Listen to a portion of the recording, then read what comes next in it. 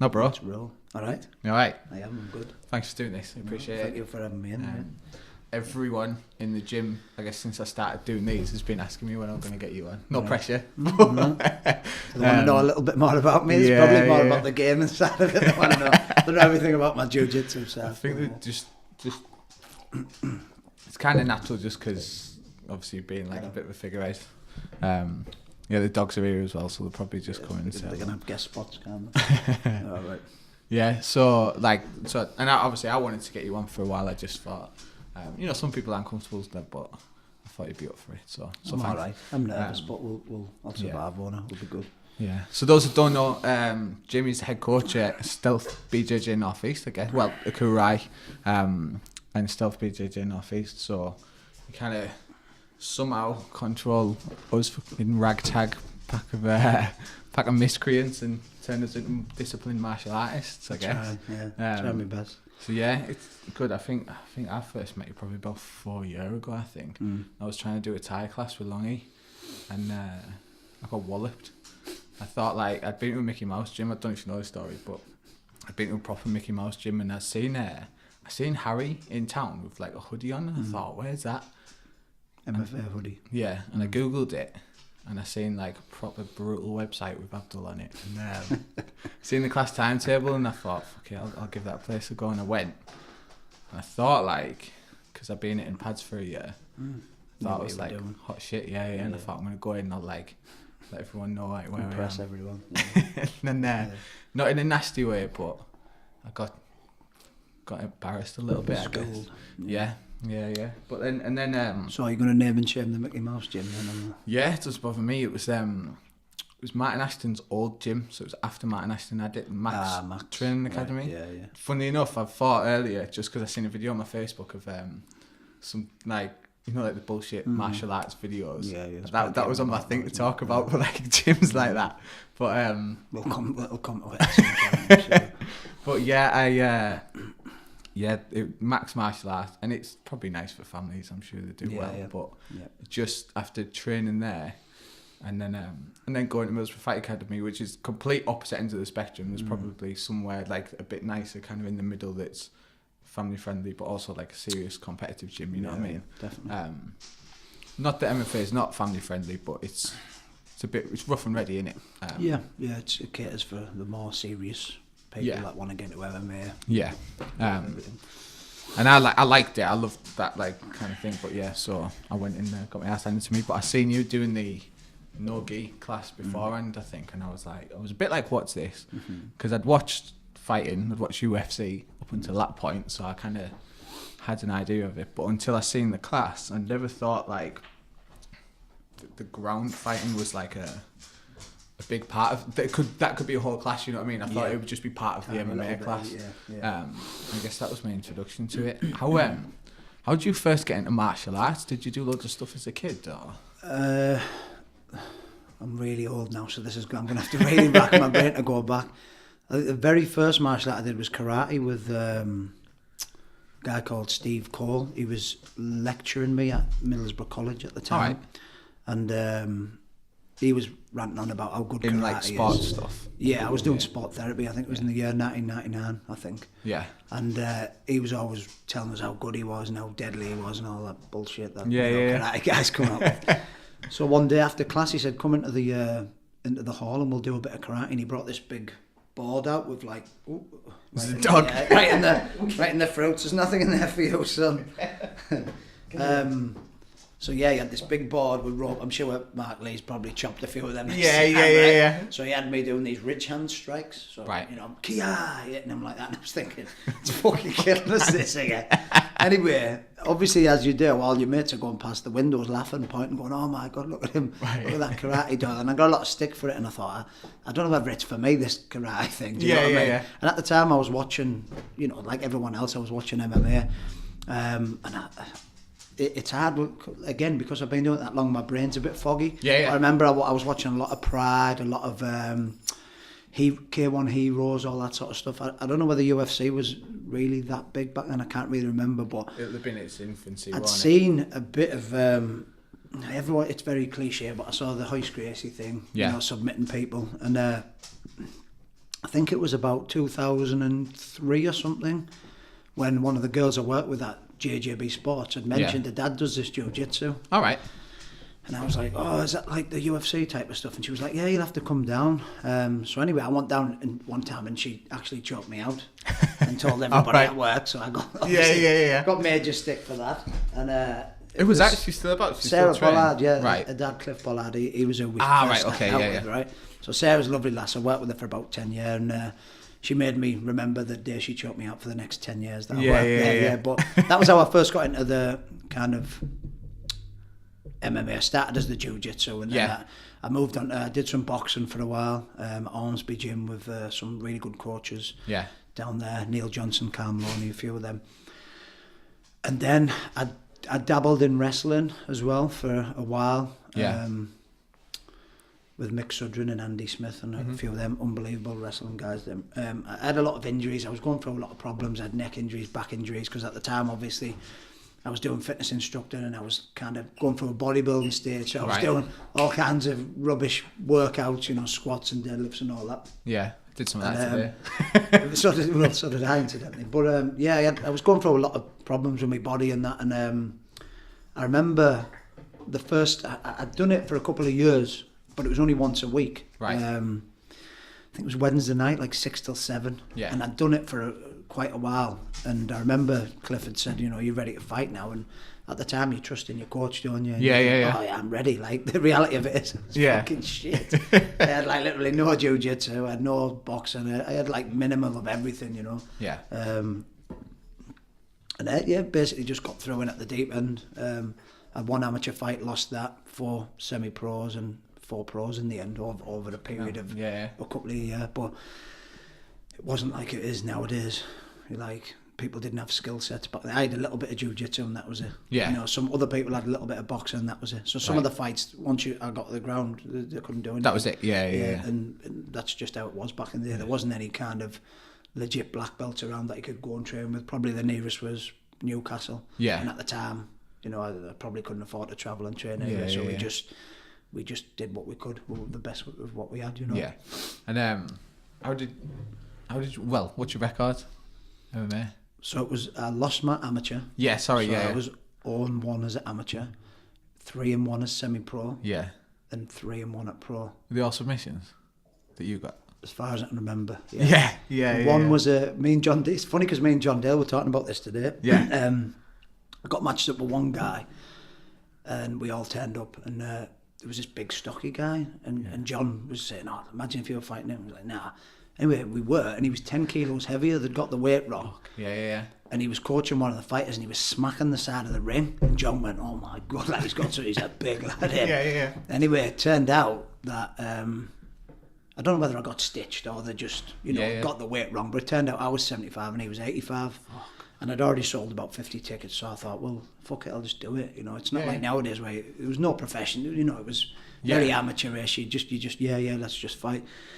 And I threw like a big scruffy left hook. Me and the lads always have a crack about it because it was just a really bad technique, but one a big wide swinging left hook. And I caught him and his head just kind of came out in a huge egg. It looked like he had like an apple in his face. Fuck. And that the paramedic jumped in and stopped it. So and that was the only one I can remember that wasn't submission. The rest were like armbar, rear naked choke, triangle, things like that. You know? But smashed some guy who was 10 kilos. And again, I fought one guy on Total Combat and he was a Thai boxer, but he had no jiu-jitsu. Right. And he punched the shit out of me for about 4 minutes. Like when the fight was over, I had lumps all over my head. Like I did not have any kind of defensive skills, so I didn't know how to parry.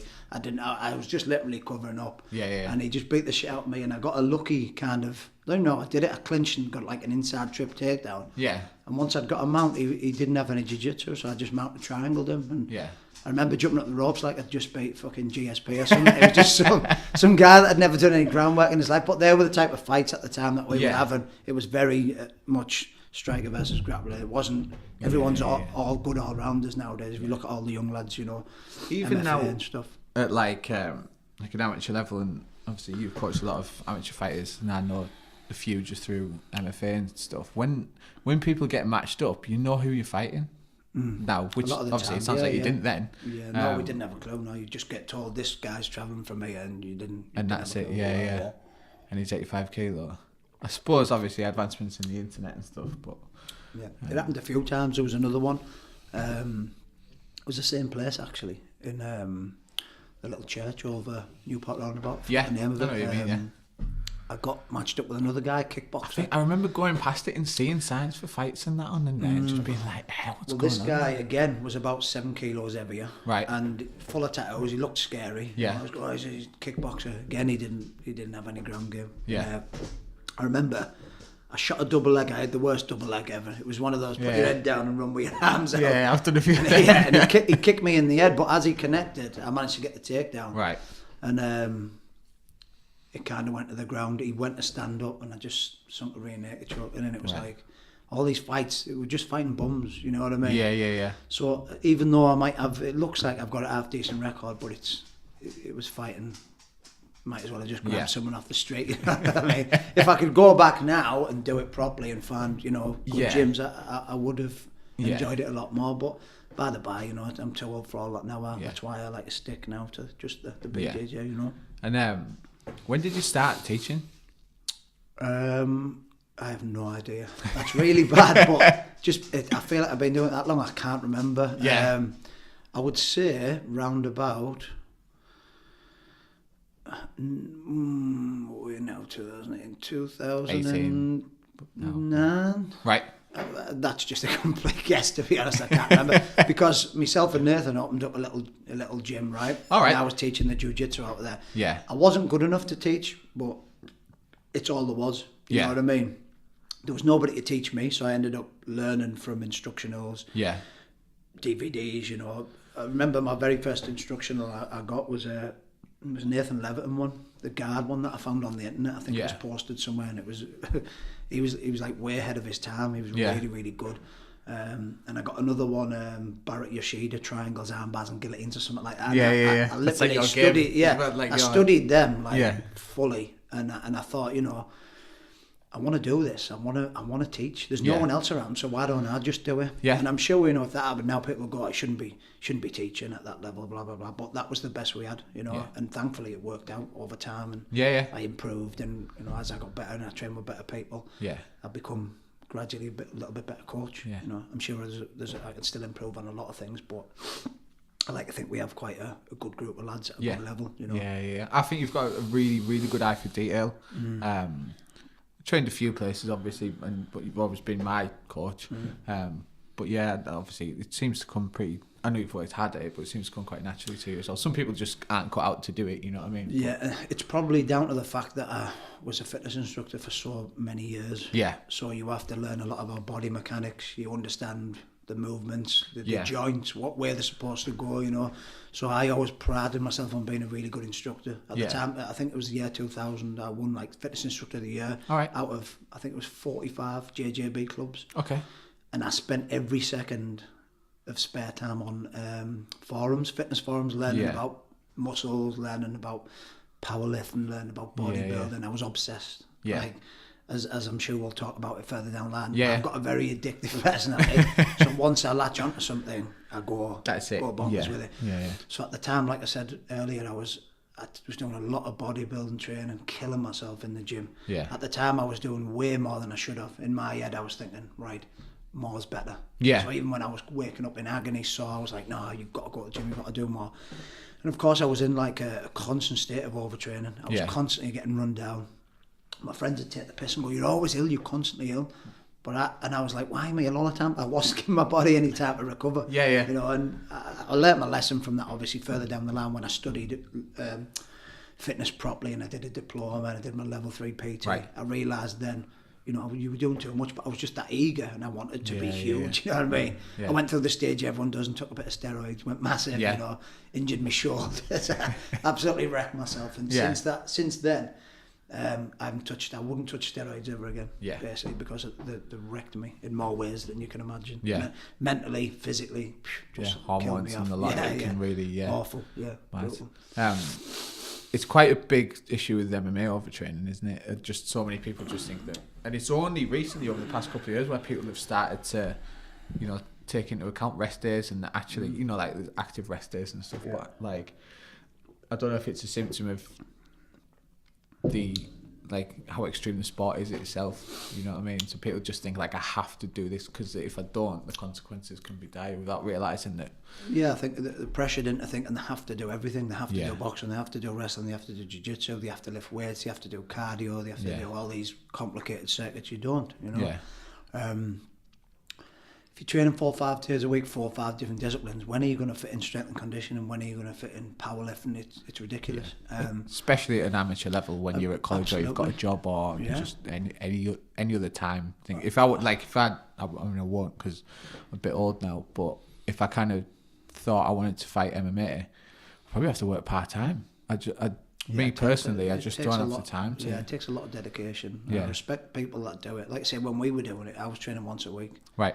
I wasn't doing anything else, and I was fighting semi-pro and pro. Like, yeah. But again, you believe what your coach is telling you. Yeah. Realistically, you just want to make money and sell tickets. You're ready for pro, so I'm like, fucking pro fighter. I'm going, I wasn't even anywhere near a blue belt jiu-jitsu. Never mind combating a boxing or kicking or anything. Yeah. Literally had nothing.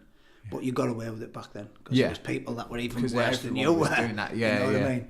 But yeah, I think people overcomplicate strength and conditioning and fitness. They do. I've seen it over the years. You know, everyone wants to do all these new fad things because GSP does this. You have to do this style of complex training. Just do some heavy lifting once or twice a week. You know, you get your cardio from your striking, from your rolls. So why bother going and doing extra cardio sessions? That's my view. Everyone's got their own personal opinion. But speaking, you know, from experience, when I tried to do more, I realised that I was actually eating into my recovery. You know what I mean? Make sure the sessions are super intense, and then rest and go on and do it again. Yeah, you know? That's the way I see it. Yeah, it's funny. I literally joined a gym about a week ago because it's just open around the corner. Just like a box. That called Fit. Yeah. And a good friend of mine who I trust is a PT, and I kind of just spoke to him because I thought I'm going to go down, and I thought I'm going to walk into the gym, and it's maybe been 5 years since I've went to a proper gym, and I said, what do you think I should do? Talked a little bit about jiu-jitsu and stuff, and I said, I want to get strong. It'd be nice if I looked a bit better, but I'm not just going to sit and do curls all day, you know what I mean? So just did like squat, deadlift, bench. And that's it. And I was like, I kind of like looked at it and I thought, it doesn't look like much. And then he was like, well, yeah, you train 4 times a week in jiu-jitsu. And I thought, like it got to the point where I didn't even realise. I enjoy it so much that obviously it's hard work, but I thought, there's my cardio. You know what I mean? 4 times a week in jiu-jitsu. The 3 big ones, how I would split is push-pull legs. Yeah. That's all you need to do, and you can split that any way you want. I've just started training recently about a month ago, and I've never felt as strong. Really? For years. And all I do, at the minute, I'm going to change it, obviously. I like to do things properly, but at the minute I'm doing a couple of different exercises, say 4 or 5 exercises. I'm in the gym 45 minutes, and I do it twice a week. Right. And my strength is just skyrocketing. Push-pull legs. That's pretty much it. Cool. You don't have to do all these complicated drop sets, triple giant, super upside down curls. All these front raises, leg extent. No, just heavy squat, heavy deadlift, some sort of a pull-up. I've never felt stronger in my life, you know. And even when I've been a little bit sore, generally I would normally shy away from training until I felt better. I've been going in sore and beating my personal best. Really?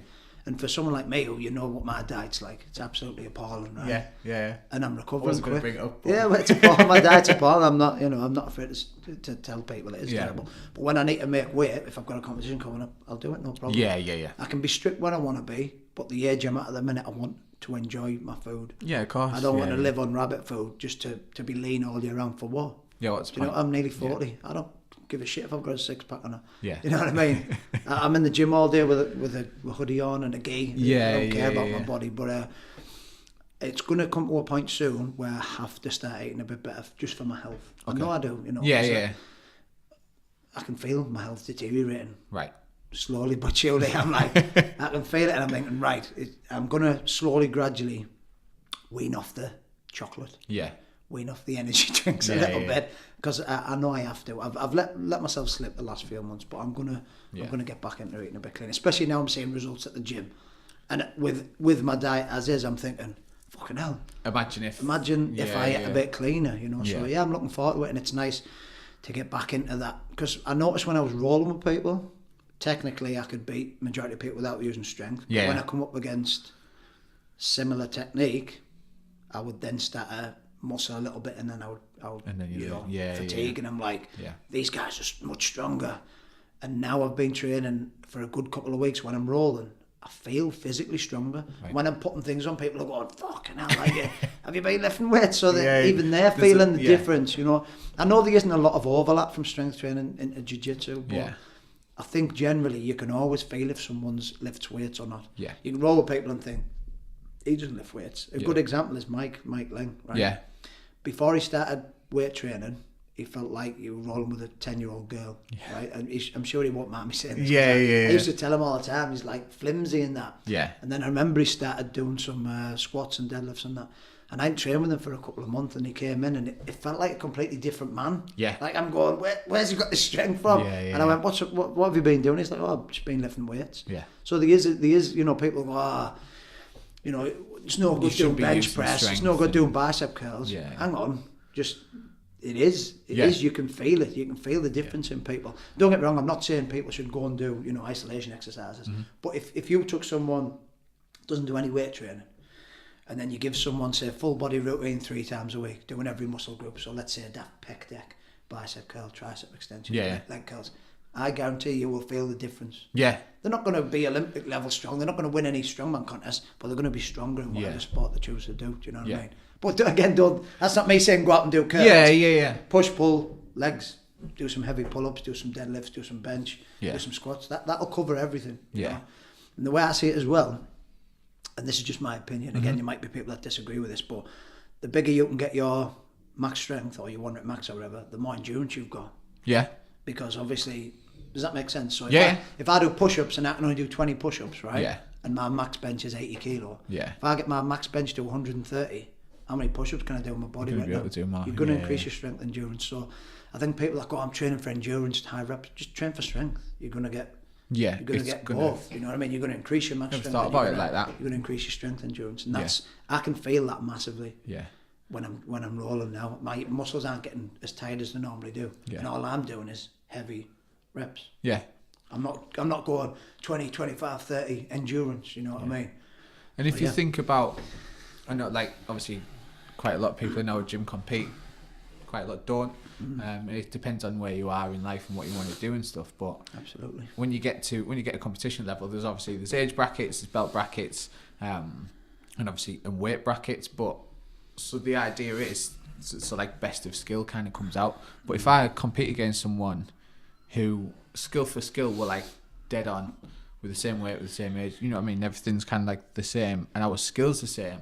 The stronger one's going to come out. Absolutely, yeah. You know what I mean? Absolutely. That's why you have to have it. It's like it's essential that you at least do some strength work. Yeah. I always say this: if you took 2 twins with they train every day. Yeah. One of them does weights twice a week. They will always win. Yeah. Because the technique is absolutely the same. But so why would you not train that attribute when people say strength's not important? Bullshit. Yeah. I rolled with a lad today. He's literally done about 8 jiu-jitsu sessions. Big James, he's like a tank, right? He's about 18 stone, pure muscle. I couldn't do a thing. Every time he extended his arms, I armbarred him, and I made him aware of, look, when you're on the bottom, stop doing this. It's dangerous. I armbarred him. I think I got 1 guillotine because he'd never done anything like that. Yeah. But everything else was pretty much impossible, right? So I remember, it was only early today. I remember I was trying to play open guard, just half. And he just spun me, and rather than me just spin a little bit, I think I spun around like 3 times. Like, where's he gone? Because he was that strong. And next thing he's in satin control, and I was like, what the fuck? You know, like, I'll put my frames in on bridge. You're not going to put your frames. Chance. Yeah. I couldn't move, so I had to wait for him. So how can people say, nah, strength's nothing? It's bullshit. It's a fact. To a certain degree, I understand what people say, but strength is a massive, massive factor when it comes to grappling. Yeah. And I think the stronger you can get, the bigger the advantage you're going to have, you know? Yeah. Speaking about competitions, competing and stuff, I know you obviously compete a lot and tend to compete alongside us, which I think is great as a coach, like to do that. There's nothing worse than, you know, like there's coaches that can coach and not compete, I guess, in the MMA world. I can't think of any examples, but Greg Jackson, I think, has obviously never competed in There's a few, yeah, and it goes back to that argument. You can be the best football coach. Doesn't mean you have to play football. Yeah, you know what I mean? Yeah. Like Alex Ferguson, they say, oh, he's an unbelievable coach, but he's shit footballer. Ooh. I have no idea what that is. You can jump on the podcast, can't you? Yeah, fuck on, I can't know what it is. So yeah, I mean, yeah, you can be a good coach and not compete, but I think you should be leading by example and competing. Yeah. If you want your students to compete, why aren't you? Yeah. Unless you've got some sort of severe injury or you're unless maybe you've got another job that you can't afford to, you're getting your foot snapped off with a figure four or something, then I think you should be competing. Yeah. I'll get as nervous as everyone else does, but thankfully I love competing. Yeah. And I love spending the day with the lads and going down. Like at the end of every competition that I've ever done, and I get nervous, I'm getting better the more I do. And I think if you don't get nervous, unless, and I've seen this with people that have done higher level competition, if you've been in the fucking Olympics or anything, like a pro MMA fighter, you've got better ways of dealing with the nerves, but I think everybody gets nervous. But the one thing that has held up after every competition, whether it's been an interclub with us or I've been up in Scotland with the lads or Manchester or wherever, like that car journey on the way home, I'm like, when's the next one? Yeah, it was like so much fun. Like, second you walk out, you just want to book another one though. Yeah. Apart from I'm like that always with holding my neck. It's like, every time I compete now, I can tell you exactly what's going to happen before I even get on the mats. Like, I'm not going to be able to move my neck for at least a week. Yeah. Every time. It can be just from someone pulling on my head in a triangle, or like if I shoot a double leg and I just whack my head on the hip. There's always something. And because I've got disc damage and osteophytes in my neck, it's like arthritis in the neck, any kind of impact, and I'm just like that. Every time I'm in the car going, and then I spend a fortune on massages trying to relieve it. It's a ball ache. But it wouldn't put me off competing. I just know that I have to just deal with it. That's part of... Yeah, everyone's got their own little injuries that will flare up. Yeah. But, it's just, you've got to, I find it's a bit of a tangent, but my injuries flare up when I don't train for a bit. It's really weird. I'd like... Yeah, I know what you're saying, yeah. I'd maybe like... Kind of over the Polaris weekend, I was supposed to get some training in, but we just didn't because of the time. And that week, I don't think I trained for about 9 days, which feels like an eternity if you're used to training 3 times a week. Yeah. And then all of a sudden, like, some aches and pains, and that started kicking in, and I was like, what the fuck is it? Like, I haven't trained, so surely my body should be getting better. Yeah. I don't know if it's just because we're stretching more, so you're using your body, so it's... Possibly, yeah, because when you're not using something, it's like when you get an injury, the worst thing you can do is just not move just it. Stay still. You should be getting as much movement, as much range of motion as possible, and getting it back to it's what it's supposed to be doing. You know, if it's your elbow, don't just sit there with it a sling. Keep it moving. Yeah, keep it motion. It's responsible for extending your arm, so do what it's supposed to be doing. Unless you've got a major. If you've tore your cruciate or something, then obviously I wouldn't say go on train it. But any minor injuries, you should be keeping it moving and applying heat all the time, keeping it going. Yeah. Just go back to competing now. I just want for me, I ended up using like just the fact that I have competed in other aspects of my life. I remember, and this is like years ago, I did the first interclub I did, right? I was in Manchester 2 weeks beforehand, and I'd seen you post about it on Facebook, and I hadn't been training very long, and I'd like been on like a bender like all weekend, and I was like absolutely fucked. I was at the train station, I had fag in my hand, don't smoke anymore, but I did, and I was like, just kind of like, them moments where I looked at myself and I thought I need to fucking sort this out, and I was like, I'm going to sign up for this competition. So I messaged you or whatever and said, I'm doing this competition. 2 weeks later, there I am. I think I got like walloped in both matches first time, you know what I mean? Which, regardless of, I think if I was in shape I would have, I hadn't been training very long anyway. But, so I did that, and then I was pretty chuffed with myself for just stepping up and doing it. I said I was going to do it, and I did it, and then I had a job interview a few months later. I remember sitting there thinking, if I can fucking like do that under this pressure and perform, because I still did some jiu-jitsu, probably wasn't very good, but I stepped up and I competed. I think Husam standing guillotine me actually, and I nearly went out. Like, I remember I had a very strange couple of seconds where I was like, everything was in slow motion and that, but but just going into that job interview going, fucking hell, if I can do that, I can do anything. What's this person sitting across asking me questions going to be able to do? It was so even just for you find out a lot about who you are, I think. Yeah, the confidence transfers into every other aspect of your life. Yeah, absolutely. I know before I started, I was the most like shy, like kind of introvert going. Yeah. You know what I mean? Going back to what we're talking about computer games, I spent most of my teenage years literally trapped in a room like that. Yeah, Do you know what I mean? So I had the worst people skills ever. Yeah. You know, I'd walk everywhere with my head down. I didn't like talking. Yeah. And doing the BJJ and teaching the BJJ just put me in that scenario where I had to talk, and I got better and better and better to the point where now I could talk in a room of 50 people without even worrying. Yeah. If it's newer people, of course you're going to get a bit more nervous and think, oh, what are these going to think about me? But the confidence comes over time, you know. Yeah. But like you said, just doing BJJ itself and being in those horrible, uncomfortable situations where you feel like you're going to die and you tough out and you think that was horrific. Like what's sitting in front of 3 people asking about a job, doesn't even compare to that pressure what you feel when someone's crushing you with all the weight and then your airways are getting blocked and you're gasping through a little gap going.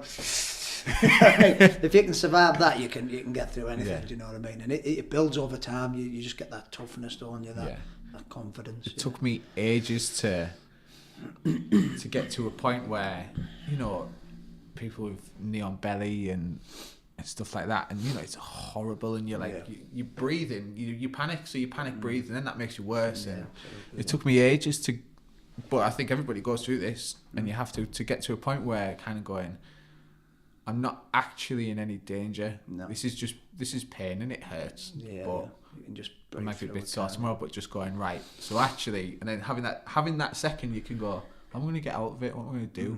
I'll put my arm there. All right, well, I got arm bad, but all right, well, next time, I go try that. Problem solving, isn't it? It's just a puzzle. Yeah.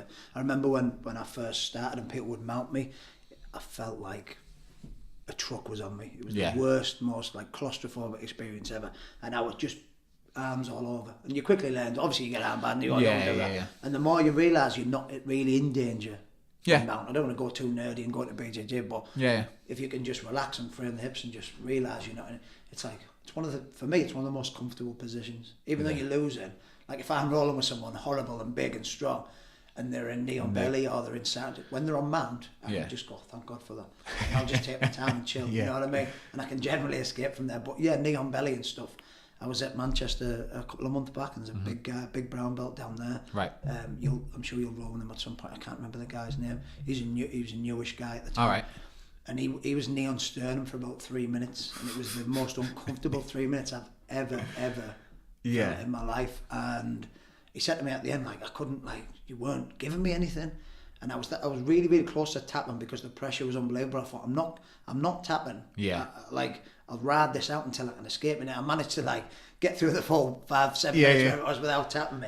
And he said at the end, like, fucking hell, but it was horrible, like that horrible pressure. Yeah. And just through like being there loads of times over and over again, you can just stay comfortable. Yeah. Like you said, it's just a little bit of pain. You think, I'll ride it out. It'll, you know. And I imagine if someone was a little bit heavy, he's probably fucking fractured my sternum. Because it was like, do you know what I mean? I was borderline. I was that close to tapping. But once you get used to things like that, for me, that's the worst possible position you can be in. Like with someone big, someone on knee on belly. Horrible. Yeah. Back, mount, like every other position, not too bad. Knee on chest like that when they've got your lapel. Yeah, when they're really horrific. You know, but then I know you could probably try and do that, but then you're going to get. Yeah, well, that's So it's maybe I need to work on my knee on belly escapes, but that's what Steve's covering on Sunday. So. Is it? Yeah, cool. Knee on belly sat control in north south. Beauty, that'd be good. Yeah, good. Do you think that video games helped your mind kind of break things apart in terms of jiu-jitsu? I know obviously we spoke about right, this is interesting because I've always had this little theory in my head, right, how BJJ is very much like fighting games. Okay. And let me tell you what I mean by this, right? Yeah. If you've got 3 good moves, right, and let's in jiu-jitsu I'm talking here. Yeah. And let's say on a fighting game you've got 3 special moves that you know how to do. If all you've got is them 3 moves, you'll beat a few noobs that have never played the game before, right? Yeah. So new white belts in the gym, you've got a good triangle, you've got a good armbar, you've got a good kimura. Yeah. Right? But then when you get better players, and they're used to their moves, they'll destroy you with fundamentals. So they'll jump over your fireball, which might be your triangle. Yeah. Right? It sounds really it sounds really fucking nerdy, right?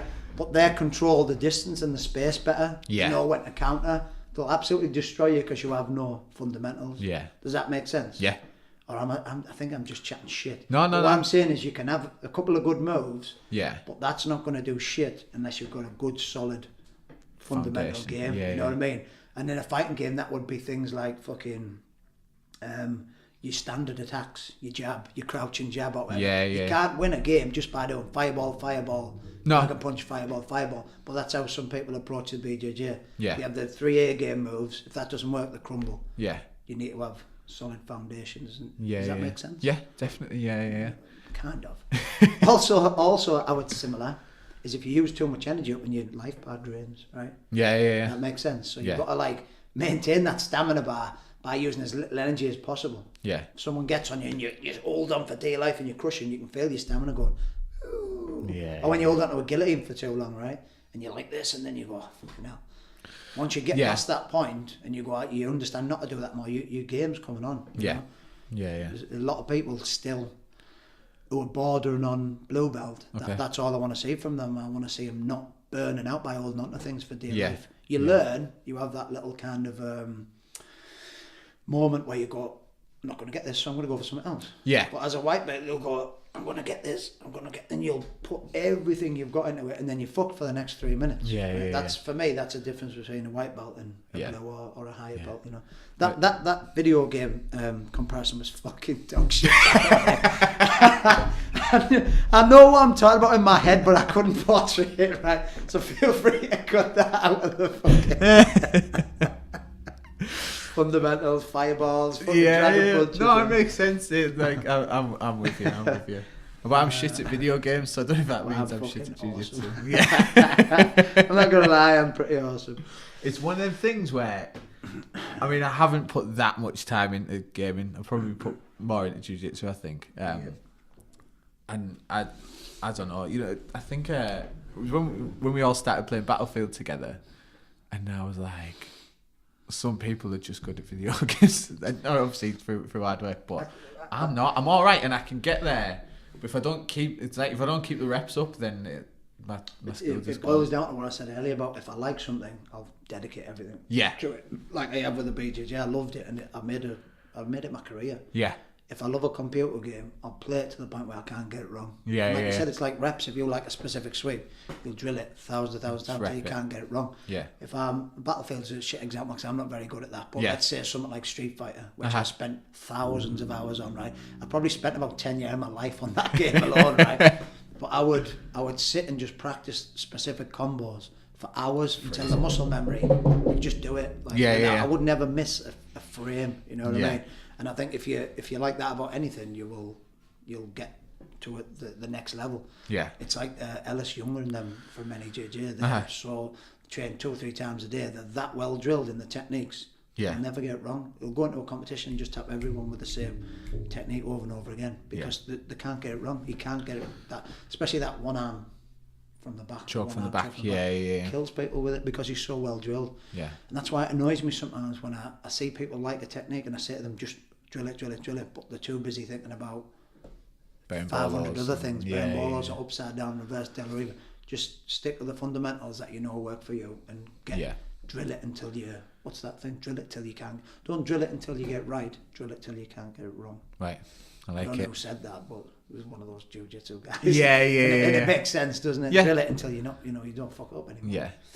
It's and even just as and I've kind of been there as, you know, I think when there's like a couple of like stumbling blocks when you first start jiu-jitsu, and there's obviously you first start to learn a couple of things, and when you're relatively competent rolling,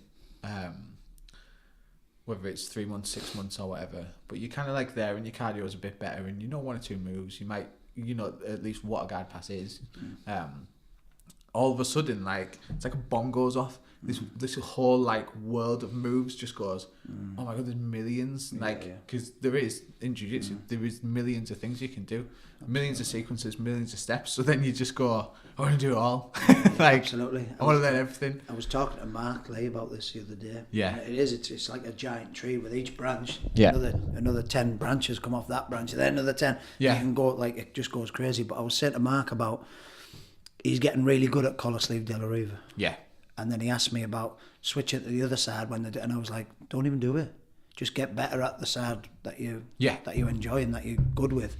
And he was saying, yeah, but it's not working on this side. And I was like, well, it's not going to work on the other side that you're no good at. So you need to improve that side. Yeah. Does that make sense? So I'm saying to him, rather than learn all these new techniques, improve, like, troubleshoot what's going on with that side. And it ended up, I think he said he just wasn't kicking the knee out hard enough or something, you know, to get his on platters and stuff like that. And I'll always say to them, like, rather than wanting to learn new positions, at a white belt, it's about building that solid base. Stop trying to learn reverse de la Riva and upside down shit. Only do that when maybe it's blue purple belt, you know what I mean? Yeah, that's a problem with a lot of the white belts. It's not their fault, they're just so eager to learn, and they see a cool technique, they want to learn that, so they go on YouTube and then they watch. And I come in and I see the white belts doing all this shit I can't do, right? And I'm going, what you doing?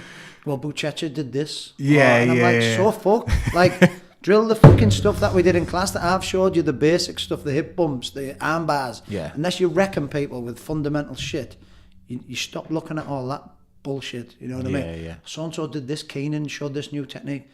You're a white belt, you know what I mean? You've got a brown belt coach, so why are you... hammering YouTube and the coach for 8 hours a day, showing you stuff, which is a million miles from watching something on the screen. And the thing is, I know I'm saying that, but I did exactly the same. Yeah, but I didn't have access to a brown belt coach. Yeah. And I'm not saying I'm I'm not saying I'm a fantastic coach or even a good coach. What I'm saying is, you've got someone 3 belt levels above you. Yeah. I never had that, so I had to watch videos and do what I could from that. Where they've got me to go, what's this? Can you do this? Can you do that? Does that make sense? So there's nothing wrong with watching YouTube. There's nothing wrong with watching instructionals. But don't do what I did and sit and watch 4 hours of an instructional, like a retard, like that for 4 hours, writing 1,000 techniques down. Yeah. And then you go to the gym and you go, left leg under right, hook arm. I don't know what the fuck I'm talking about. You end up doing nothing. You know what I mean? Yeah. So I say to them, if you're going to do that, watch one technique. Yeah. That's it. And fucking turn it off. And when you go to the gym, you go, let's drill this until it's in my game. Yeah. If it turns out you don't like it or it doesn't work, rubbish it and go and get another one. Yeah. But do that maybe once a week or once a month. Don't watch a full hour and a half or 2 hours. Sometimes you can. Sometimes you can do that and pick up little things. Yeah. And it works. I've done it myself. Like Ryan Hall, you know, I'm obsessed with Ryan Hall DVDs. And I've watched it for an hour and a half and I've thought, I've picked up some very good concepts from watching that. Yeah. But that's all you will pick up. You'll pick up something like using your head as a post or something stupid like that, that you probably won't forget. But in terms of all the techniques, it's too much to take in. Yeah. Even writing it down doesn't work because when you're doing it makes sense. You go, oh yeah, so hook the right leg. But when you get on the mats 2 days later, it doesn't make any fucking sense at all. Yeah. So if you're going to do it, I think it's good to one technique and then even take your iPad to the gym with you or your phone and do it while you you can see right in front of you. That's the next best thing to having a coach. Yeah, but if you've got a coach, you don't fucking need to do that. Yeah, just listen to what I'm telling you. Yeah. I'm not the best competitor in the world. I'm nowhere near the best brown belt in the world. I'm not nothing, but I can teach them what I know works and what I think will work for them, and they'll get good. Yeah, you know, there's some you've seen some of the lads blue belt, purple belt, some fantastic guys, and they've tend to stick to what I've shown them. Yeah. Obviously, they all develop their own game, and that's. You should let that's people. The beauty of it. Of course it is. Yeah, I'm not going to say you have to do this way. You have to do this guard. Once you get a blue belt and you're nearly purple, you'll get your own style. There's people that are miles better than me. There's blue belts that are better than me with specific guards, spider guard, whatever. I like to think I'm very old school, good close guard. I understand the other guards, but I don't dabble in many of them. You know, so it's not like I'm trying to be Hitler and go, you can only do flower sweep, but just don't go fucking wild at white belt. That's the message. So for all you fucking white belts, that's what I'm telling you, right? I'm not saying you can't watch YouTube, just chill out on it, you know. I mean, if I had a quid for every time I walked at the gym, and I'm sure this is tenfold, someone went, let's try this thing now. It's crazy. What they should be doing is, can I rep that hip bump again 20 times? Yeah. And the ones that have done it, you'll see, like old Mick, I'll shout out old Mick. Yeah. Hip bumps people through the fucking walls, you know. There's one Sends sweep me that he's flying, like, right, I like that sweep, and he got really good at it. Yeah. And again, there's different people. Fat Tom was always good at the scissor sweep. Yeah. Even though it's an easy sweep to stop, he developed it to the point where he'd go boom, and before he even fucking knew his shin was on your chest, he'd already have you over. He'd lull you into it, so then exactly, the setups you wouldn't see coming and anything. And that's what I try to encourage, is get one or two good things and make them your own. Yeah. You know, develop them until they're fantastic. Everyone's scared. Everyone like says, "Oh, Matt, your flower sweep's like fucking horrible." Yeah. And it's only because I've drilled it thousands of times and I've got the timing down. Where someone might know how to do a flower sweep, but have never landed it. Yeah. You know what I mean? Like again, sorry to use Mark Lee as an example. Again, he probably thinks I'm picking on him.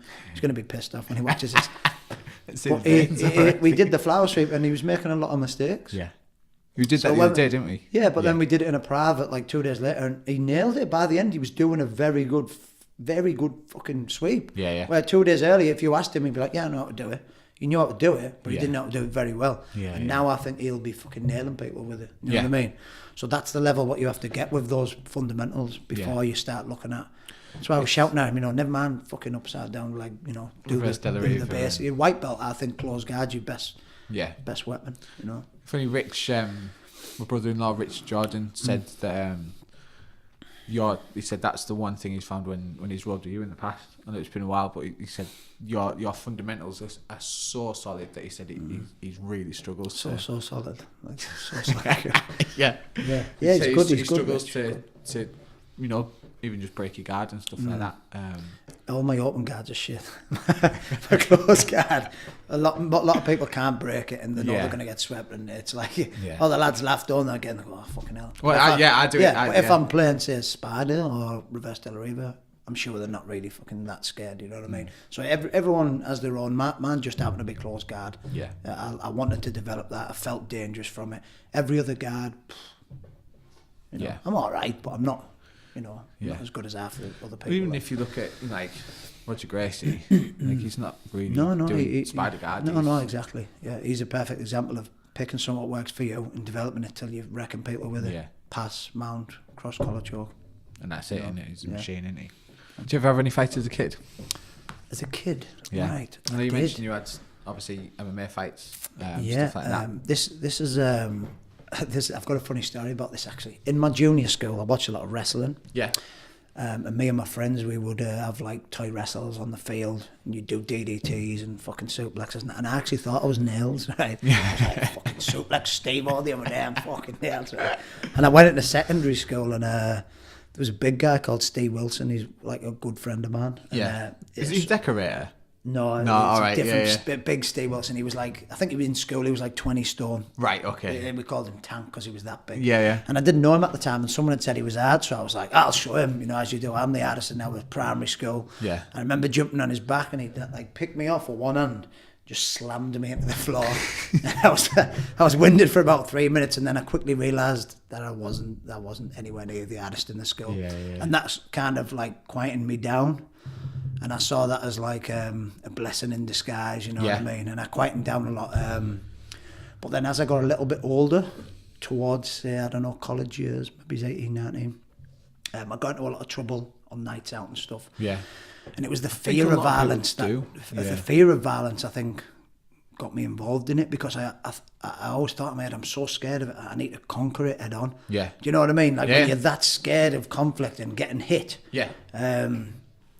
It almost become a bit addictive. So like me and a couple of my friends, we would have fights all the time when we were out. Now this wasn't great, because the one time I got caught on CCTV and I got sent to jail, obviously. Right. So I ended up in, I got 9 months for a fight in the town. Yeah. And I was absolutely devastated, as you can imagine. I bet. I'd never been in trouble with the police before. Yeah. And that was a first offence, and the judge made an example of me and another lad. Yeah. And just said, see you later, 9 months. A lad tried to bully me in there, and out of fear, I give it the big one. Yeah. Because I thought, if I just back down, I'm going to get leathered anyway. Yeah. And he ended up stabbing me in the head with a Stanley knife twice. Broke my nose, smashed my nose to pieces. The head was pouring with blood. And I remember got to the hospital. They took me in one of the prison vans to the hospital, got my head stapled. Yeah. And I thought, you know what, that wasn't bad at all. And I became kind of like, I was like, I quite enjoyed that. And I got a bit like, what's the word? I wasn't scared of it anymore. Yeah. And after that, that's when I moved into, because this is 1994 when all this happened, 95, roundabout then. I can't remember exactly. Yeah.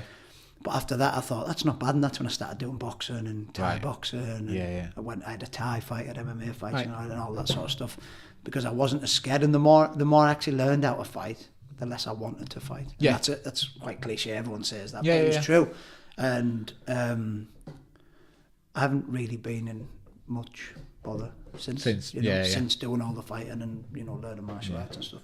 It humbles you and it calms you down and stops you being a dick, basically. Yeah, and you kind of know. I think a lot of the times, like lads on nights out. I worked in clubs for like 5 years, so I've seen I've seen a lot of scraps. Seen a lot of lads who don't know what they're doing, seen a lot of lads that do know what they're doing, but I think sometimes, I don't know if it's because they don't know where they are in the pecking order, if that makes sense. Yeah, of course. So there's a lot of testosterone and they just think, I'm not saying this is what you did, but just from my observation from other people, I think, but then by doing martial arts, it kind of puts you in your place. And when you know what I mean? You go to a gym, you get fucking wrecked by everyone, whether it's jiu-jitsu or Thai boxing or boxing or whatever. And even when you get to a certain level, the funny thing is, like you say, when you get to a point where you're pretty competent, you go, well, I don't need to prove anything to anyone. Like, I'm happy, I'm pretty chilled. I remember getting punched when I was about 14. And it was probably the first time that I'd properly... being I was skateboarding in the town centre and we had a fight with a load of chavs. And afterwards I was like, oh, that was alright. I'm still here. And then I was like, I wonder if I get a cool black eye. It is. It's like, you know what I mean? Unless you get really badly injured, really badly, you realise it's not half as bad as what you think, getting punched or getting kicked, Yeah. I got walloped in the bus station, which is but I got properly beat up. So that's when I started doing martial arts. No, it's all right. But that's when I was like, oh fucking hell, maybe I'm not as And that it was the same. I went when some if anybody starts anything, I thought, I don't know what I'm doing here. I don't know. I actually have no idea how to defend myself or how to duck a punch. I've seen it over and over the years. There's people that are known to be rock hard. Yeah. But then when you see them fight, you think, oh my God, they actually can't fight. And if they had a fight with a half-decent boxer or someone who had some wrestling, they would get fucking destroyed. Yeah. And there's young kids like 18, 19, you train with them and you go, oh my God, he would beat that so-and-so who's meant to be... You know what I mean? You know that if it came down to it and they got in that fucking cage, whether it's bare knuckle or not, everyone goes, but there's rules. It doesn't matter. If he double legs you just trust me, you want them to be rules. You know what I mean? Yeah. Because you're in deep shit. But if they can wrestle and they can box, you're going to get your head tucked clean off. Yeah. I'm not talking any jiu-jitsu here. You don't need jiu-jitsu in my opinion. Mm-hmm. You can punch and you can keep the fight stood up.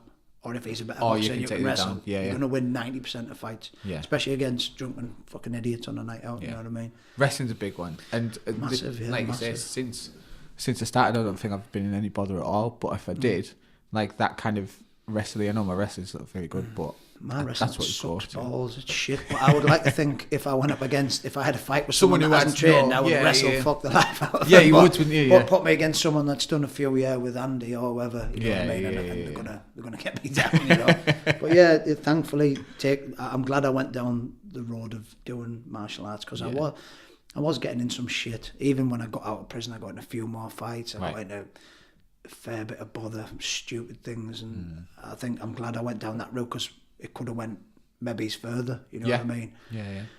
But best thing by far I've ever done in terms of calming me down, humbling me, just giving me something to focus on to do with passion. I've luckily been lucky enough to get a career out of it. Yeah, you know what I mean. And kind of leads us nicely into what I wanted to kind of get into towards the end of the podcast was so you've seen obviously jiu-jitsu.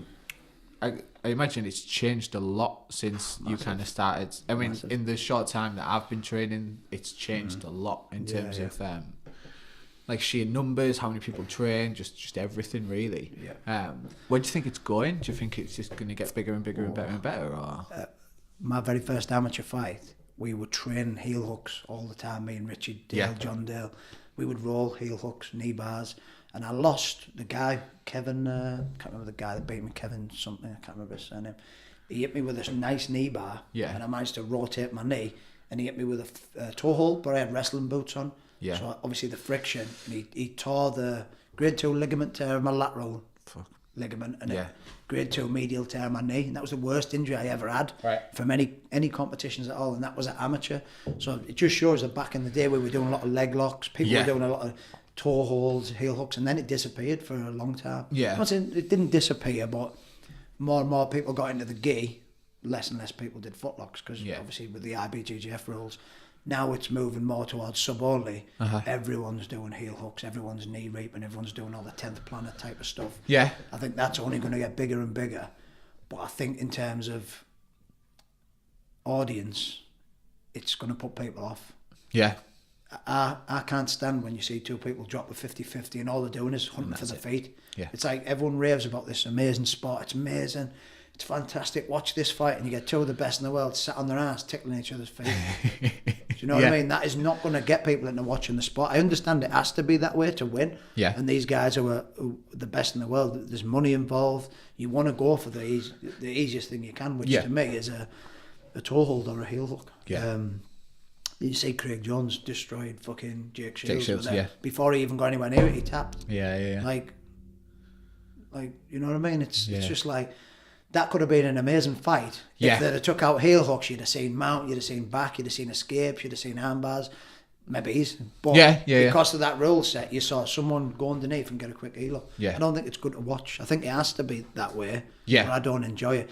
I would prefer to watch two people going at it, hunting each other's arms, hunting for chokes, hunting for knee bars and stuff like that. But I've always liked heel hooks, and like I said back in the day, I remember Richie Dale won his first semi-pro fight with an inverted heel hook, and that was about 2004, 2005. I might be wrong again. Yeah. The dates are a bit blurry, but they were drilling it all the time, and then and now it's the big in thing now. Yeah. Getting to the saddle and doing like an inverted heel hook. Yeah.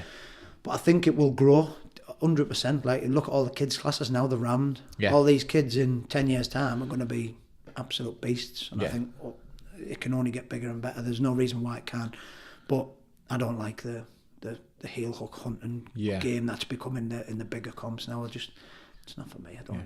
Well, I was surprised with that hasn't, and people might nick your idea and take this a bit further, but the idea that with your competition X Series,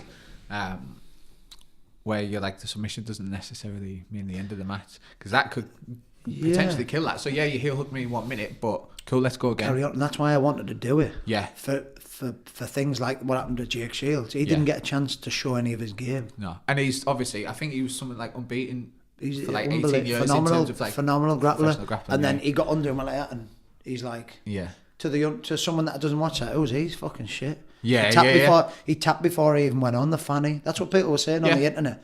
This is fucking Jake Shields, you know what I mean? Yeah. So I'm not saying this is a fantastic idea. It's just something that came into my head, and I thought that would be a good idea. Now, whether it takes off, I don't know. Yeah. I know catch wrestling use a similar thing where I didn't know that. Pins and subs, you carry on. Yeah. But I just think I wanted to give the lads more of an opportunity to show their game. Yeah. And you look at Ellis's match, a perfect example. He showed his De La Riva game, he showed his footlocks, he showed his chokes. Yeah. And everyone loved it. It was like, fantastic. Yeah. But again, it can boil down to two people that were very similar skill level, and you don't see much. Yeah. But that's every rule set. Exactly. So everyone was going, well, what's it, blah, blah, blah. Any rule set you can get stolen, whether it's points. Someone gets mounted that could stall for 2 or 3 minutes. So everyone was saying, well, won't they get a submission and then stall? Well, yeah, but that's going to happen any rule set. Yeah, of course. So that's why we were saying, if you get a submission and stall, you'll get a warning. Right, okay. Move. If you get warned again, then, you get a point taken off you. So if you've got an arm bar, then you get a mount and you're just there for 30 seconds, that's cool. But if you're just like laying and not doing anything, we're going to say, come on, move, do some, you're meant to be showcasing your skills, not showing that you can lay on someone for 3 minutes. It's not a points game, it's a sub only, but one sub doesn't mean you win. So I think it can be exciting, and it will be exciting. hopefully it'll take off a bit more, but you never can tell. It might fizzle out and people go back to get one sub and win. Yeah. I think that's the one of the nicest and coolest things about jiu-jitsu is that for me. So if you watch anybody watches a football game now, there's so much, like, obviously there's so much money on the line and shit, I know that, but like changing a rule to make it more exciting, like where do you even start? You know what I mean, with football? Whereas what's lovely about jiu-jitsu is, so IBJ, JJF obviously have a lot of high-level competitions and are the biggest in terms of comps, the world and the Euros and stuff, but everyone kind of went, well, I guess people have probably done it before, but Eddie Bravo went, I don't really like how to do that, so I'm going to do this. And there's just nothing stopping people going, I'm just going to have a go at this. And exactly. People are changing it all the time. There's another one. There's another one coming up, Chris Thompson's Figure 4 Promotions. All right. They're doing a similar thing, 10 minutes, but it's all subs. So it's like black belt rules, even though at lower belts. And it's ADCC rules apart from slams. So everything, that's how it should be. It should be everything. But again, people have complained about Eddie Bravo Invitational Arts. It's bullshit, you know. You can't please everyone. Every idea is going to have people that think it's okay. People hate the EBI overtime, and I'm not overly keen on it. I'm not either. I'm not keen on it, but how else do you do it? Do you toss a coin? Do you just... If it's ref's decision, you get people going, fuck off, he should have got it, he had this and this. You can't please everyone, you know. It's just one of them things. The nice thing is that you can... There's nothing stopping you from just going, well, I want to do it this way, and you just go, all right, exactly. It's like that. I think it's amazing that eventually, I think it might take 10 years, but if we want to kind of chip away, it's just gonna get better and better and better and better. Combat jiu-jitsu is shite though, isn't it? They just slap the fuck off each other. If you're gonna do it, make it punches. Like, it's so fucking like playground shit with your little brother in it, or your little fucking slapping around the face. It's not good. No, I don't like that. But I appreciate that at least he had a goal. He's trying. Absolutely. Try to make it a bit more realistic and real.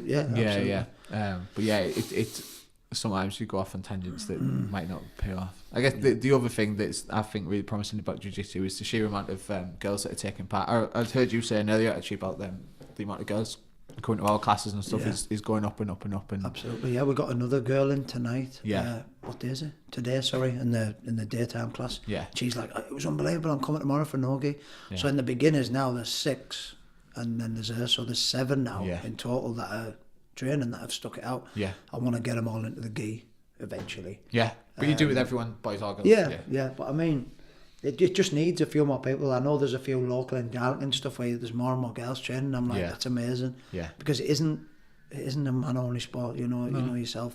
And it's a bit rough, but there's plenty of girls that do kickboxing. They get punched in the face, getting kicked. It's no more or no less rough, I don't think, because although it's impact, how horrible is it when you're getting your throat crushed or a knee on your chest? It's quite...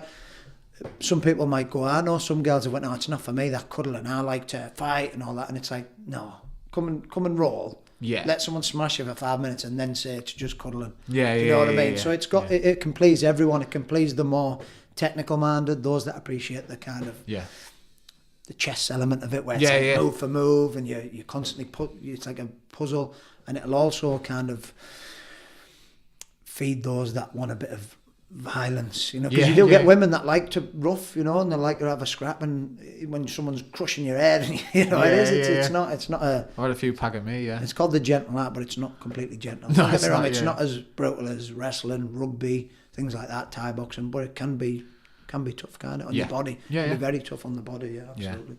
I just found, like, for me, cardio, like, I know it's like a big word and it encompasses a lot, but I don't think there's any training for your body in terms of like all-round conditioning than like rolling, Brazilian jiu-jitsu, because you're using everything all the time. Absolutely. Basically. Wrestling and rolling, I've always said wrestling for me is the hardest from standing, because from standing it's horrific. I remember obviously in MFA Abdul, you'd make you do like 1 or 2 minute rounds just from standing, and just the act of standing back up is fatiguing. When you're tired, you're like, just want to fucking stay on the floor. You can see when the MMA guys and they get knocked down, they're like, you're thinking, get up, you fanny. It's because they know how fatiguing it is when they get took down, get back up. They're like, no, come into my world. No, get up and fucking wrestle. It's horrible. Easily the hardest spot for me. I've never been a rugby guy or like that. I know that to be seen as quite rough and tough and conditioning wise. But in terms of, like you said, like time spent with your heart rate up there. Yeah. It doesn't. Nothing comes close to wrestling, in my opinion. BJJ probably a close second. Yeah. You know? Even boxing, where you do a 2-minute round and you rest.